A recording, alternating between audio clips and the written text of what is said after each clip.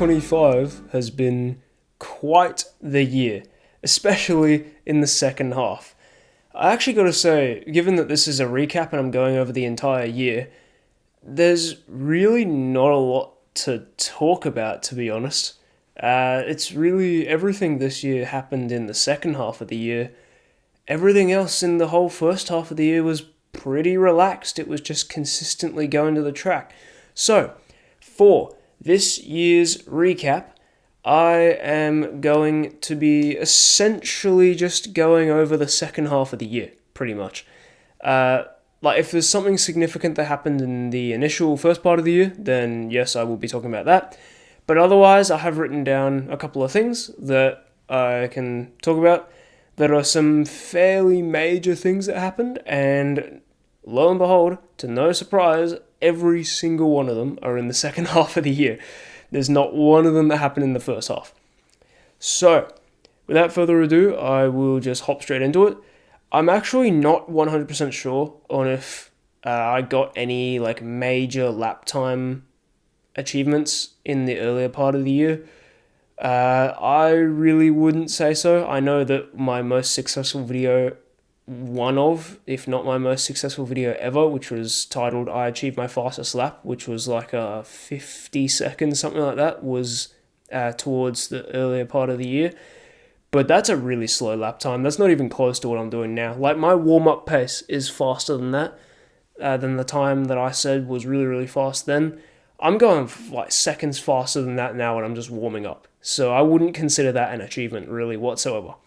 So, in terms of actually things that happened, the very first thing that happened was actually, again, in the second half of the year, because the first half was just going to the track, basically, and just getting seat time. The first major hiccup that happened was on the 8th of December. No.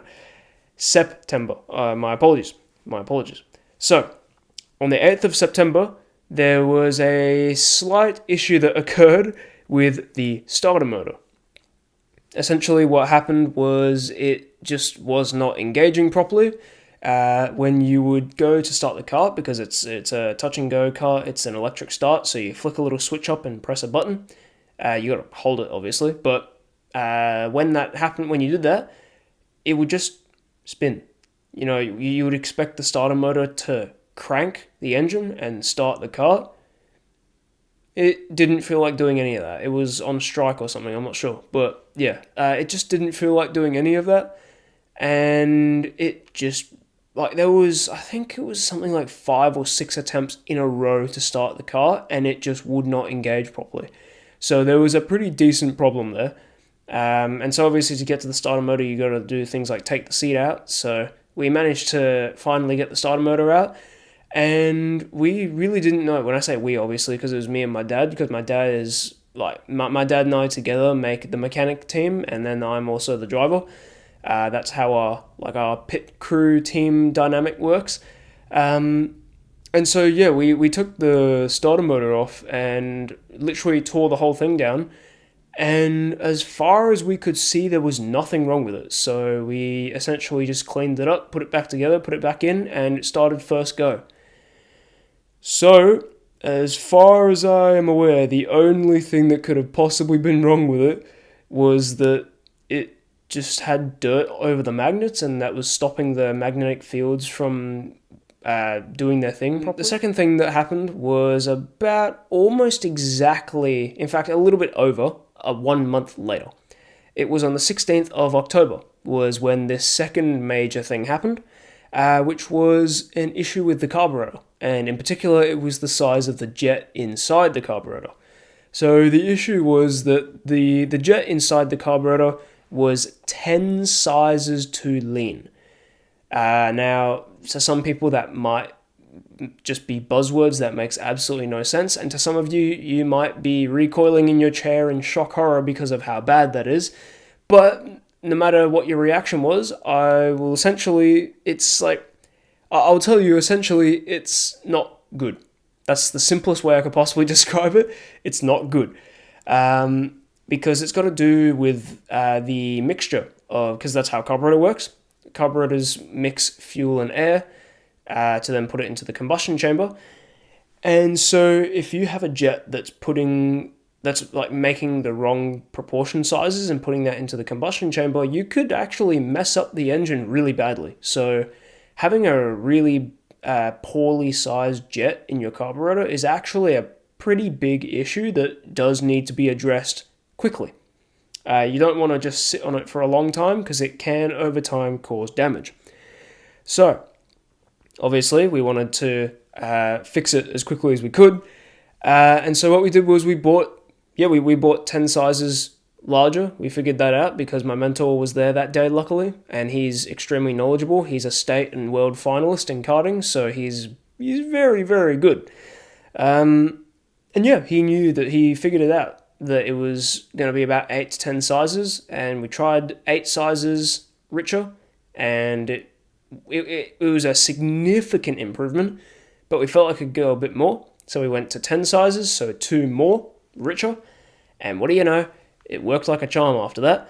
So that's where it sat at, and that's where it was until something much later on that I'll talk about. But as of this point, which is the 16th of October, the carburetor jet size was 10 sizes richer than what it was when we started. Then on exactly the same day, just later on, so probably a couple hours later that day, I was having a lot of fun, having a blast in my car that was suddenly zipping around like a little rocket instead of bogging down everywhere. And then all of a sudden there was just this sudden noise change that happened, and it sounded sort of like a crackling and popping noise, like the sort of tune you would put on a car. It's like some sort of tune, some like stage 2 tune or something you'd put on a car. But it was on my go-kart. And go-karts aren't meant to sound like that. So if it does sound like that, there's a bit of a problem. And I had no idea what it was. I was looking around everywhere wondering, like, did the chain come off or something? But, if it was the chain, it wouldn't have made a different noise. It just, the RPMs would have spiked and then dropped. And then I would have eventually come to a stop. And I was looking at the engine, there was nothing wrong with it seemingly, so I was like, what on earth was wrong? What's wrong here? I can't see anything. And it turns out the issue was behind me, which obviously in a go-kart you can't really look behind you super well. You can, but it's not. It's a bit tricky. It's a bit tricky to get to look behind you. So essentially, what happened was the stinger in the exhaust pipe blew out, which is not exactly amazing. Essentially, what the stinger is, I'm actually not 100% certain on this, but what I believe it does, I think it sort of functions a bit like a catalytic converter, because it's a long piece of metal that's wrapped in fiberglass. So I think it is supposed to catch pollutants in it, so that way the gases that are expelled out of the exhaust pipe are significantly less polluting than what they would be. That's what I think it does. I don't know what it actually does. I haven't looked into it as deeply as I should, and that's definitely something I will be looking into. But as of now, that's what I think it does. And the problem is that the stinger was being held from being shot out of the exhaust by one single bolt. One single bolt does not have the amount of, it can't take the amount of force required to hold back that stinger. And so after a while, the bolt snapped and the stinger went shooting out of my exhaust pipe across the track. And that made for a very fun retrieval because it was so hot we can't touch it. So we were kicking it across the track. And yeah, the brief contact, it was like really, really hot at the front of our feet, and then it cooled down because we weren't touching it anymore, and then light kick again, and then it was really, really hot, and then cooled down again. It was a hassle. But eventually we managed to actually get it back, and we'll just let it sit for a very long time to let it cool off. And then we got it into the workshop that they had on site on the track, and we were able to get some new fiberglass wrapping because the old fiberglass was spent anyway. And then, yeah, we've got the 3 bolts, the 3 total bolts required to hold the thing in, because one obviously can't do it. As I found out firsthand, one bolt absolutely cannot do it. And it turns out the standard was actually 3. So we had the new fiberglass put in and the 3 bolts put in, and all was well after that. So then that actually was, after that, it was pretty relaxed after that. You know, it was quite a few sessions at the track of just normal, standard, nothing really to report. It was actually quite relaxed. All the way until the 23rd of November, when things started to get a bit iffy again. And what it was this time was the power valve. And essentially what happened with the power valve was that it was just producing subpar performance in general. You know, the way that the power valve works essentially is it tunes the extra torque, the extra boost. So you can change it, you can tune it so you have really high acceleration, but a lower top speed. So you get the torque almost immediately, but it means you can't go as fast on a straight line. Or you can tune it so that you don't get that boost immediately. You get it much later on, but it allows you to climb to a much higher top speed.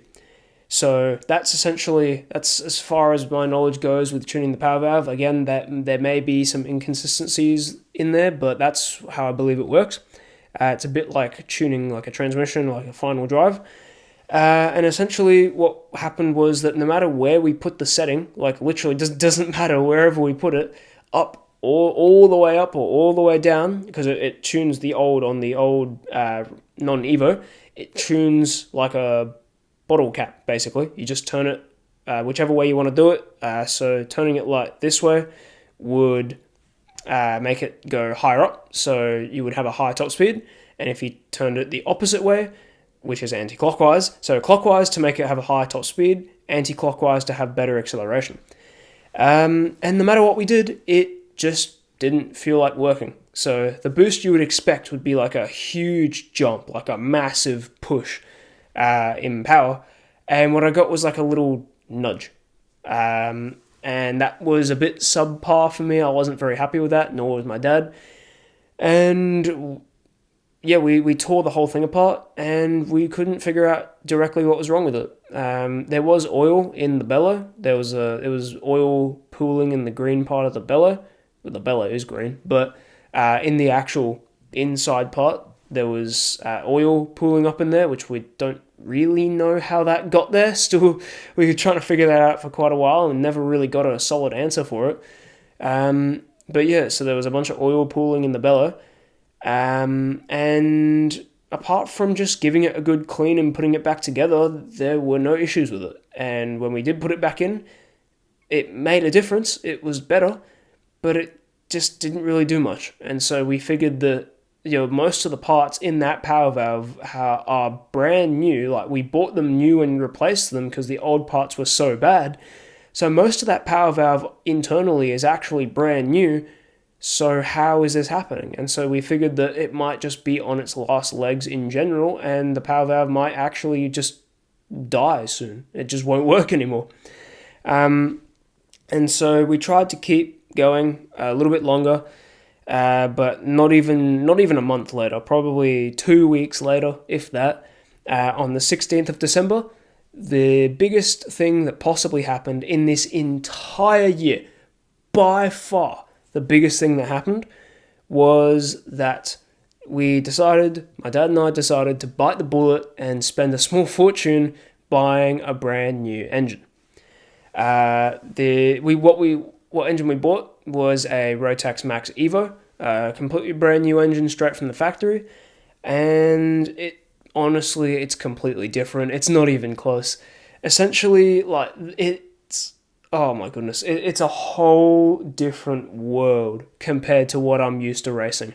With my old non-Evo that has a power valve that's not working, and wrong size carburetor jets, and all these other things, starter motors that don't work half the time, and all this stuff. You know, that's what I'm used to racing. And then I go on a brand new engine that's up to spec, completely ready to race. Holy cow. That's the fastest I've ever felt a kart go in my whole life.